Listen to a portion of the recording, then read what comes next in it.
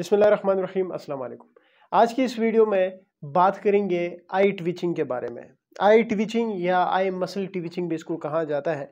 उर्दू या हिंदी में इसको आंख का फड़कना भी कहते हैं।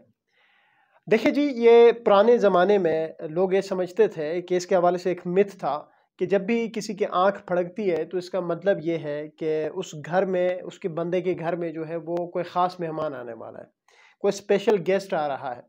तो ये एक मिथ था। अब ये जानना ज़रूरी है कि असल में जब भी किसी की आंख फड़कती है तो इसके पीछे क्या वजूहात होती है और उसका फिर इलाज कैसे किया जाता है।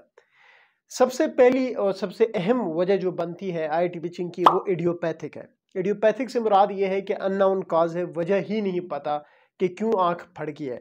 बहुत सारे वजूहात हैं जिस पे हम आगे बात करेंगे, उनमें से कोई भी एक वजह बन सकती है और वो वजह डायग्नोज्ड नहीं हो पाती है।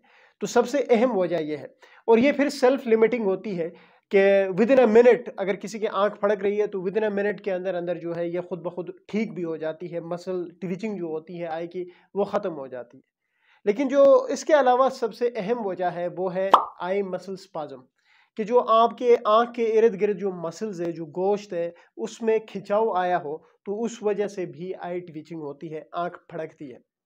और आजकल की इस दौर में सब वजह जो देखी गई है वो है एंजाइटी, स्ट्रेस। के अमूमन यंग पेशेंट्स आते हैं हमारे पास और वो कंप्लेन करते हैं, डॉक्टर साहब हमारी आंख जो है वो मुसलसल फड़क रही है। तो वो उसके पीछे जब हम उस पेशेंट से हिस्ट्री लेते हैं, अच्छी तरह उसमें डिटेल हिस्ट्री लेते हैं, तो वहाँ से हमें पता चल जाता है कि ये पेशेंट जो है ये सफ़र कर रहा है एनजाइटी से, स्ट्रेस से। घर में कोई ऐसे मामलात चल रहे हैं जिसकी वजह से ये एनजाइटी का शिकार है, स्ट्रेस का शिकार है, परेशानी का शिकार है, तो उस वजह से भी आई ट्विचिंग होती है, आँख फड़कती है। तो आजकल की इस दौर में दो सबसे बड़ी वजूहात है। एक तो आपके आँख के जो मसल्स हैं उनमें स्पाज्म का आना, और दूसरे एनजाइटी।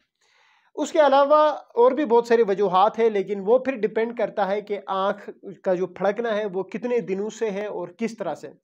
अगर आपकी आँख 7 दिन यानी 7 to 8 डेज़ आप मैक्सिमम ले लें कि 7 to 8 डेज़ से मुसलसल कंटिन्यूसली आपकी आँख फड़क रही है, वक्फे-वक्फे से फड़क रही है, तो फिर आप जो आई मसल स्पाज़म है और जो एंग्ज़ायटी है उसके अलावा और भी वजूहात सोच सकते हैं।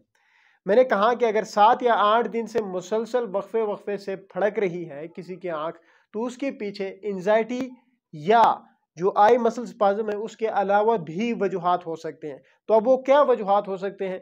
तो उसमें सबसे पहली वजह आ सकती है स्लीप डिस्टर्बेंस, कि आपकी जो नींद है वो डिस्टर्ब है, आप प्रॉपर सो नहीं पा रहे हैं, आप अपने 6 से 8 घंटे की जो नींद की रिक्वायरमेंट है वो पूरी नहीं कर पा रहे हैं, नींद आपकी डिस्टर्ब है, तो उस वजह से भी आई मसल्स में ट्विचिंग आती है।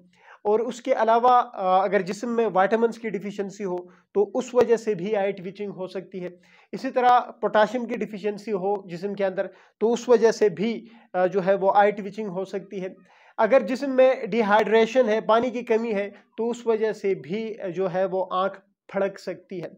और इसके अलावा एक सबसे अहम वजह यह भी हो सकती है, फेशियल नर्व पाल्सी भी हो सकती है। फेशियल नर्व पाल्सी को उर्दू में लकवा मार बीमारी भी कहा जाता है, लेकिन इसमें स्पेशल तरह की ट्विचिंग होती है। इसमें होता यूँ है कि जो भी एरिया अफेक्टेड होती है, या राइट साइड अफेक्टेड होती है या लेफ्ट साइड अफेक्टेड होती है, तो जो भी साइड अफेक्टेड होती है इस पाल्सी में, तो उस साइड की आंख भी फड़कती है और वो साथ ही जो है वो आपके जो मुंह है वो भी जो है वो डेविएट कर जाता है। जैसे कि अगर राइट आई अफेक्टेड है तो राइट आई में ट्विचिंग होगी और साथ ही ये वाली जो एरिया है उसमें भी ट्विचिंग आ जाएगी।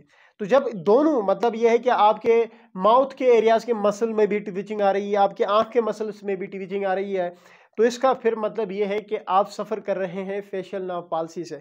और ये आपको एक अच्छा डॉक्टर जब आप अपनी हिस्ट्री देंगे आंख फड़कने की, तो वहाँ से डायग्नोज कर सकता है कि क्या वजूहात है। अगर मसल स्पाज्म की वजह से है तो वो आपको कुछ फिजियोथेरेपी बताएगा, वो आप करेंगे तो उससे रिलीफ मिलेगा। अगर एंजाइटी है तो डेफिनेटली बीटा ब्लॉकर्स या एंजाइटी के जो ड्रग्स है उसमें हम पेशेंट्स को डाल देते हैं।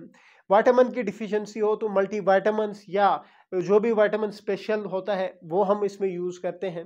इसी तरह फेशियल नर्व पॉलिसी है तो वो फिर हम जो है वो एक न्यूरोलॉजिस्ट की तरफ रेफ़र करते हैं, क्योंकि एक बहुत बड़ा मसला बन जाता है।